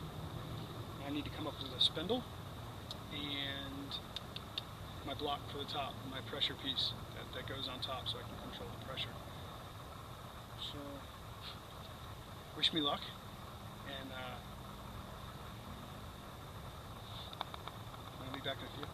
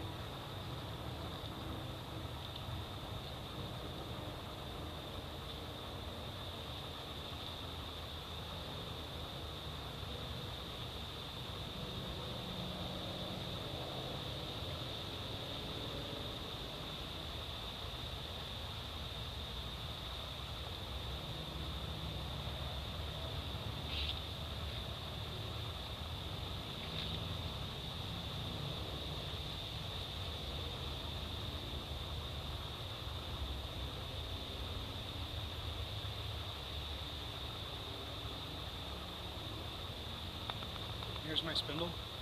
Some people make like really long spindles. I guess it's all about personal preference. I'm sure physics are a major concern also, but I'm no physics major, so I just do what works for me. I'm a shorter build, so I kind of get down there on the ground. Some people need to be up standing like this, so whatever works for you. But so on the bottom of my spindle, right here, I made it flat, not completely flat. It is rounded so that it's going to sit in my divot in the hearthboard and kind of help to keep it on track. But I do have it flattened to some degree to make the surface area for friction as large as possible. I'm going to maximize that potential. But then on the top, I have it a little more pointed, and that's going to be so that it'll stay in my block divot on the top. This part is going to need to be lubricated. I'll try to dry my face off somehow and wait a few minutes. Hopefully I don't start sweating again. I'll probably use face grease. I know, kind of gross, but do what works. And I'll lubricate the top of this, and that'll lessen the friction at the top, allowing my spindle to move more freely, and it focuses the pressure and the friction on the bottom where I actually want the heat. It makes sense to me. I don't know if it makes sense to you, but it makes sense to me. So there's my spindle. Not much to it. Another thing to make sure of is you want this as round as possible. This isn't. I mean, it's got some kind of bumps and grooves. It's also a softer wood, and it might have a tendency to slip in the bow, like I was mentioning before. Oh, so I left slack in the bow. I had mentioned that. So the idea is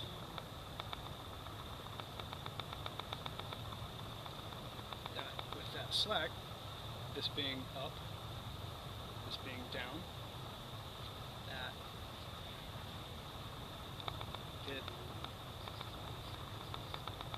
provides, I don't know if you can see that or not, but with that little bit of slack, I'm able to get it in there and it not be too tight to where it's like binding up and rough to move. You want it to be able to kind of float back and forth there, but you don't want so much slack that it's just sloppy all over the place. And I've noticed that as you use your bow, your paracord or your cordage, whatever you're using, your leather strap from a belt, a shoelace, muscadine vine, smilax, whatever you have, it's going to stretch over time. So you may have to loosen one end of your cordage and then retighten it. This is where it's important to know your knots. And that way you can tie a knot, like a slip knot type of thing, where you can loosen it, get the tension you need, and then tighten it back into place. Alright, so I've got the bow, I've got the beginnings of the hearthboard, spindle, bow, beginnings of the hearthboard. I've got my, did you notice I was saving some of the stuff that comes off of here? I like to use the same materials. They seem to be combustible together better. I don't know why that is, but I don't know, for some reason it seems to work. So I've got my little fire bundles over here, the bird's nest that I got, like my tinder, kindling, whatever you want to call it. So next step, I need to make a block for on the top so I can apply my pressure to my spindle. And I need to start making my ember receiver I was talking about, my notch, my divots. And then I'm going to need to collect some, I have tons of debris laying around, so, and the shavings that came off from the cypress also. So I'll use that for wood, for fuel for my fire to get it started. I'm probably not going to like build a rip-roaring fire. We call them mouse fires. It's just something small. So your fire is a tool also. So I'll probably, for the purpose of this video, I'll just get the fire going, and then probably try to put it out. I'm also on private property without permission. So, you know, but I'll be back shortly.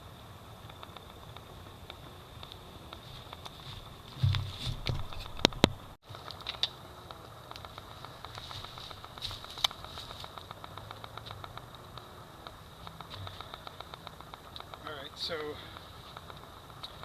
for that pressure block that you need on top, you want I typically use a hardwood, something fresh, something green. This way it's not flammable. A lot of times it's got moisture in it, so it's not going to burn. That moisture kind of seeps out a little bit, but so I grabbed a limb off of a small oak that I had dropped for my cross members for the bed part of my shelter here, and I just hacked off a little piece. Set this down. It's palm size. And then I skinned the bottom of it right here on the bottom. And this is going to be my pressure block. I chose palm size. I prefer not to have something too big because then it's going to teeter back and forth. I need something where I can keep the center of gravity in the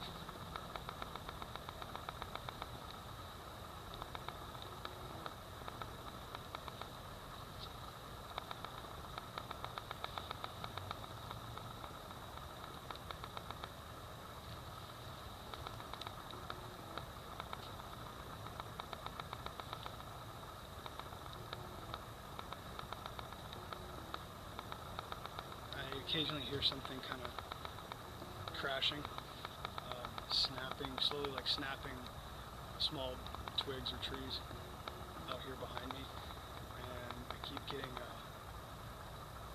a whiff of like a musty smell. From my experience, especially here in the swamps in Florida and even out in like the national forests and stuff, that smell is usually one of two things. It's either going to be like a hog or a bear, because they sleep on the ground. They smell horrible. It's like the BO of the forest, I guess, but or it's a moccasin. But a moccasin's not going to be cracking twigs and stuff. And the only time I've ever smelled a moccasin like that, we were kayaking on one of the rivers here, and you have to duck under. The rain lifts the water level on the rivers, and you have to like kind of duck under palm trees and fallen oaks and stuff like that from time to time.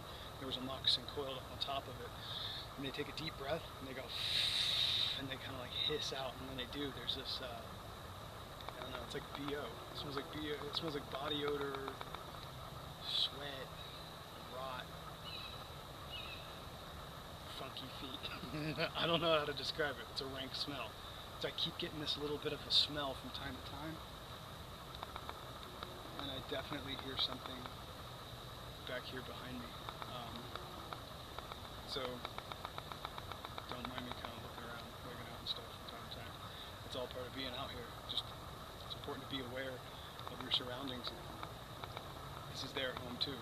So, but at any rate, my palm-sized piece, this is going to be my pressure block on the top of my spindle.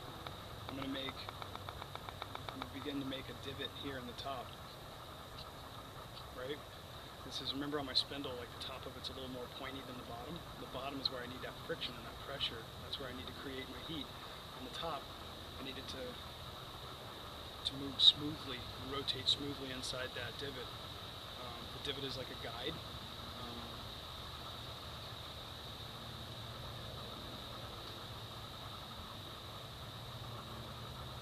Seems like a lot of work for one little thing, but fire is a massively important tool. Fortunately, I don't have to worry about purifying my water. I filled up a whole 1 liter Nalgene bottle just from sphagnum moss this morning. I'll show you here shortly. That's so rad. But not only is fire important to keep the bugs away, keep you warm, stuff like that, it's a freaking holy cow rad tool. You can use the charcoal from the fire and a filter in your sock to purify your water. You get an upset stomach, and crush up some charcoal, not a lot of it, mix it with a little bit of water, and drink it, and it'll help to pull toxins out of your system as well. You can take if you're in a place where there's rocks, you can put the rocks in a container, rocks from the fire in a container to boil the water. It's like one of the oldest ways of boiling water. You take small coals out of your fire, like at night. During the day, you use your softwoods because they flame up pretty good and you get some heat there. They're not bad for cooking with, I guess, but at night you want to throw on your hardwoods. Your hardwoods will burn longer, not as great of an energy output all at once, but they'll last overnight. I see these shows sometimes where these people are like, they throw twigs on a fire and they're like, yeah, I should hold it over for the night. And I'm like, really? Do you really think that one through? But, you know, whatever. You live and you learn. As long as you learn, that's all that matters. So, you pull coals out of your fire at night, and you get you a good sized log, maybe a foot long, maybe a log about that big around. Hack you off a chunk. You don't have to do it all at once, just every once in a while, you know. When you're taking a break from one project, make that another project. And you want to keep the round part of the bottom. If you can split the log, batten it the way I was saying before, dude, that's huge. You just cut your time in half right there. You can make wood wedges also. You would batten first with a knife, create a fissure in the wood, and then you want to carve you some little wedges, probably like 4 of them. So you drive 2 wedges in the top and it starts to split the log. You just lay it on its side, drive your wedges in the side, take the ones out of the top, and you just like keep doing that. You split the log in half gradually. It's not something you just sit down and do all in one sitting. You'll waste a bunch of energy and accomplish nothing sometimes. But you just want to take your time and work on it. So you get half a log, pull coals from the fire, set the coals on top of the log. Try to find not a rotted log, but a dry log. And you're cutting the time in half again. And you just keep putting the coals on the top. And eventually they burn themselves through. Not all the way, of course. They start to burn down in a bowl-like fashion. You take your knife, you pull the carbon out, pull the charcoal out, save that, save everything. There's no reason not to. I don't have anything else to do. You never know what you can use somewhere else. So, keep doing it, and eventually you've got a bowl out of old water.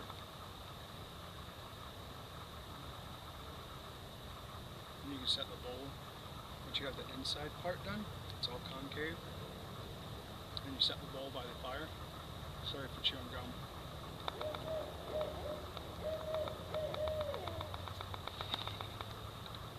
I don't know if you can hear that or not, but that's pretty cool.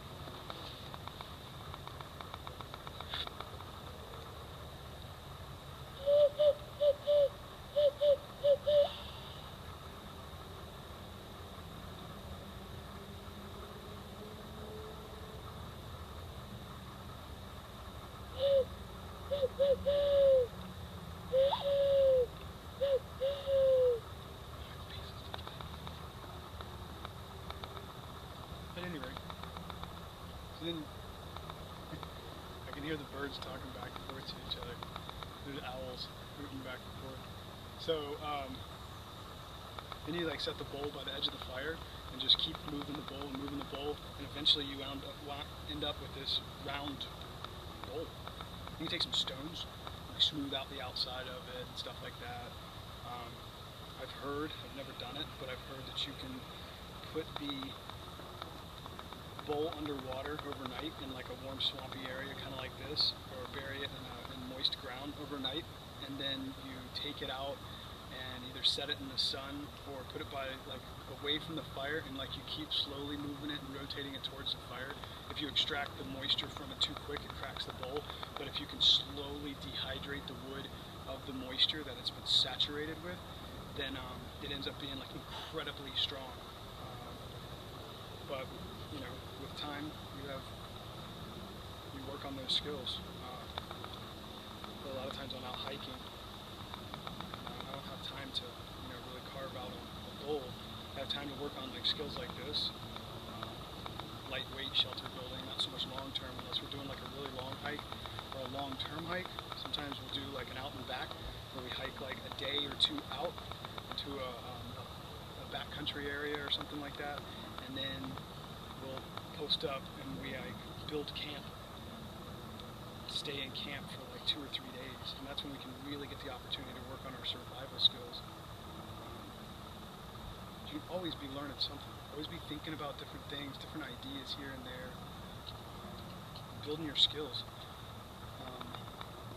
There's even stuff you can do at home, practice your knots, read about different techniques here and there, all kinds of stuff. At any rate, I got a fairly decent little divot right here. It's enough to hold that point in place. Be careful on the pressure. I'm hoping that I'm keeping all of this in mind when I actually come time to make the fire. You don't want to snap that point off the top of the spindle, top piece. I don't know if you can see, but let me get in a little closer. But it fits. I try to envision what the top of my spindle looks like when I'm making my hole, so I don't make my hole too big or too deep. But it fits pretty well. Hopefully you can see that, but it does. It's got a nice tight fit to it, and that's exactly what we want. So again, like I said, I'm gonna maybe try to dry my face off a little bit and wait a couple minutes and get some face grease and try to coat this with face grease as a lubricant. Again, I know that's kind of gross, but whatever, you do what you gotta do. So is eating maggots, but you get out in the woods and you have to survive and thrive, and it's available, you won't eat it, I promise you. Although I do watch some of these shows and I'm like, oh, I'm not eating that looks kind of gross. I'm like, man, you haven't eaten in like 2 weeks. Give it a shot. Alright, so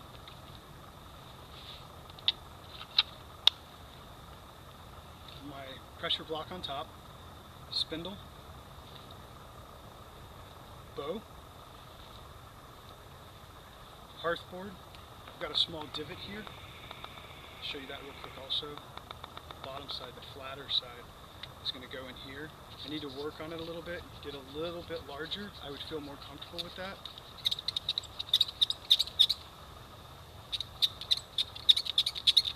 That's friction. Oh yeah. And just that little bit right there, you can already feel like a little bit of warmth there. So I've got this divot made right here. It actually needs to be a little bit bigger. This is softer than what I thought it was. But hopefully I'm able to make this work without breaking it. Again, I left this long piece so I can put my foot on there to hold it on the ground. And because it's curved, as I put my foot on there, it's going to lift this side. That creates pressure as well. That helps more with the fire thong technique, but whatever. And then this, I call it my ember receiver, because that's usually where I'm like, when I get my ember, I'll roll this on its side, and I'll let my ember just kind of like fall out, or I'll use my knife or a small twig, and I'll pop the ember out into my fire bundle. But it has another purpose also, because you're creating heat in here, and you're trying to build an ember, you got to get oxygen to it as well. Otherwise it'll just smother. You'll end up with smoke but never get like a glowing ember. So that also allows for oxygen to get to your ember. So it's a multi-purpose thing.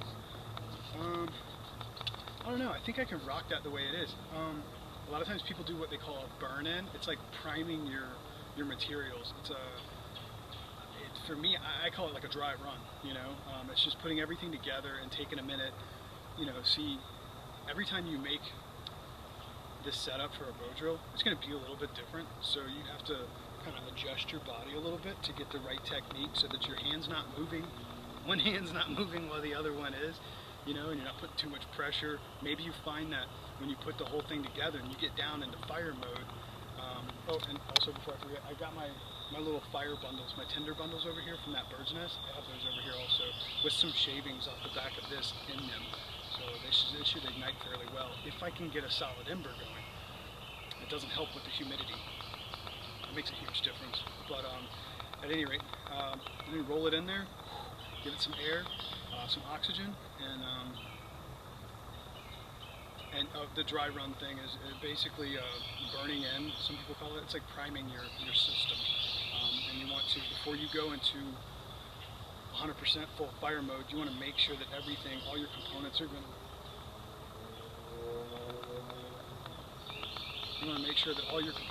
work well together. Sometimes you find out that your hearthboard cracks, which sucks in my case because I just spent so much time climbing a tree, knocking off a branch. There's a lot of risk there, a lot of energy output there to obtain this piece. So hopefully I can impress you with fire here shortly. The humidity is always an issue. Some people like to argue and say it's not. Oh, true survivalists can make fire anywhere. Yeah, no, that doesn't work that way. Go set up camp by the base of the waterfall, and you'll probably find, if it's a sizable waterfall, that you have to make fire somewhere else. You can have a fire by a waterfall, but making fire this way by a waterfall, I can't. Like, I've never been able to do it, and I've tried 3 or 4 times in 3 or 4 different places. It's because the water's coming down, smashing on rocks, smashing on water, and it's throwing, little droplets of water in the air, humidity, and everything you touch is wet, so it sucks. It's almost pointless. You'll find that things don't burn as well near waterfalls, and sometimes in the swamp things don't burn as well either. It's just the way it goes. So it's also important to know how to survive without fire. You might have to go make fire somewhere else and bring it back. So learning to travel with fire is important as well. I'm going to cut the camera. I'm going to give this a dry run. I'm going to try to set the camera up on the ground so that you can get a ground level idea of what's going on. And I'm going to burn this in. I'm going to prime it real quick, and then I'll set up the camera. And when I get into what I call fire mode, I'm probably not going to talk a whole lot to the camera. So